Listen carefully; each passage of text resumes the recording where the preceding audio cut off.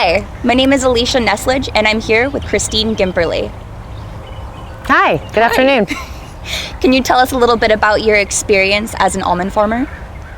Well, my brother and I started this operation in 1998, and about 10 years ago, I really started to fully get into the operation as my kids got a little older. And we've been growing almonds on this 40 acres and another 92 acres down in Gustine for the last 20 years. And it's a small two-man operation, no employees, and we pretty much do everything ourselves here. That's incredible. And do you have any involvement with any local organizations? Yes, I'm on the Almond Board of California. I'm also a grower for Blue Diamond Almonds, which is a co-op, which a lot of people have probably heard of. I've been involved in the Almond Board for the last 4 years, and I was originally brought on to be involved in the Biomass Task Force, which is a little bit of a mouthful. And that's where we're looking at using all of the products that come out of the orchard and make sure there's zero waste. And now I am also an alternate on the Almond Board itself and serve on the nutrition committee as well. The Almond Board is a federal marketing order, which is actually everybody who produces almonds, a certain percentage of what they make goes into it, and that helps fund how we basically self-regulate our business, whether it's food safety or nutritional research or orchard research. Right now, actually, we've made this big movement.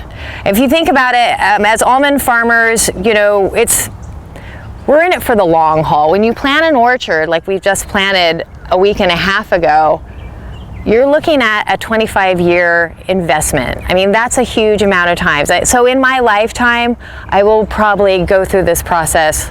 Well, this is actually my second time going through this process. And by the time this orchard is mature, I hope to God I'm quasi-retired. So we have a long-term investment. We're not in it for the short haul, and we really need to look forward. How are we going to make sure our industry persists, especially in this climate? And I don't mean climate change, although that's what we're talking about, but things are changing with people, where we live, the things they want, from their, producers of food, but also our environment. So the Almond Board has really, really kind of taken this thing by the nuts. With a slogan as a joke at one meeting, and they're trying to come up with a slogan for, what we at the Almond Board and the industry really want our public to know. And, we wanted all this information about going into one slogan that says they're good for you. This is a great food, and we want you to really buy them. And so mine was, and they were coming up with all these things about how it makes life better and all this. And I'm like, yeah, grab life, buy the nuts, B-U-Y.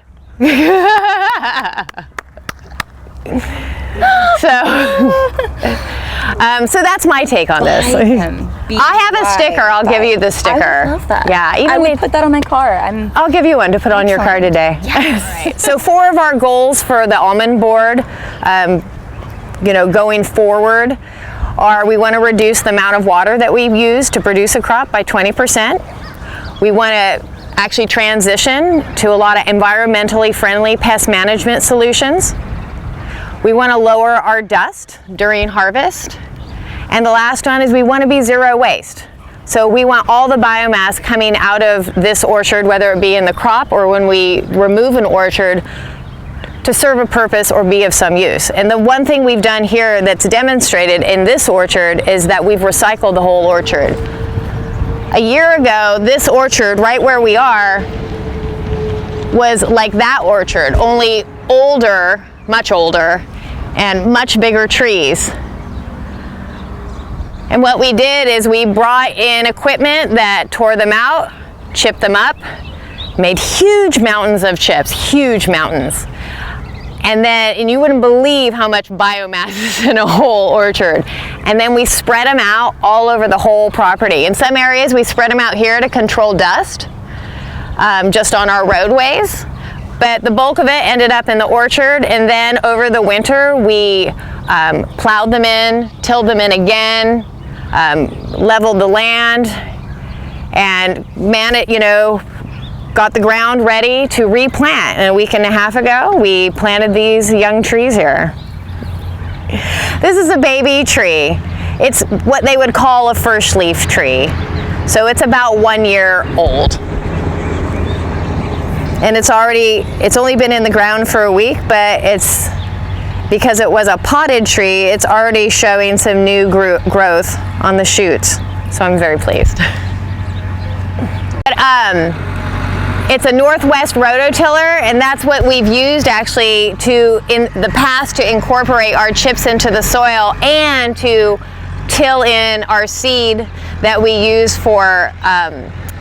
to grow our bee forage, which is also, the bee forage serves two purposes. It's actually great for the bees during the winter, before and after the pollination season, for their health and for them to have a lot of food and diversity in food. But it also serves as soil building, because there's a lot of legumes in it which are nitrogen fixing. And in this here, once we get a decent rain, we're going to plant a soil building mix in between these trees. Yeah.